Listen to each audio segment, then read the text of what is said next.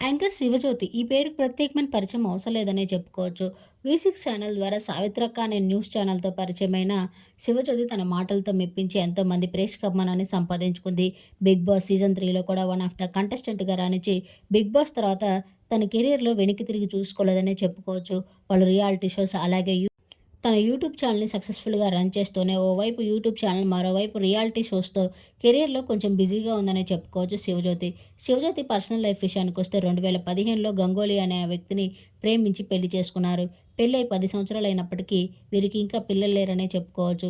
అయితే గత కొంతకాలంగా సోషల్ మీడియాలో శివజ్యోతి ప్రెగ్నెంట్ అంటూ పలు వార్తలు చక్కర్లు కొడుతున్నప్పటికీ ఆమె వాటిపై పెద్దగా స్పందించలేదు. కానీ ఈరోజు దసరా సందర్భంగా వాటన్నిటికీ చెక్ పెడుతూ ఓ క్యూట్ వీడియోతో అందరికీ సర్ప్రైజ్ ఇచ్చిందనే చెప్పుకోవచ్చు.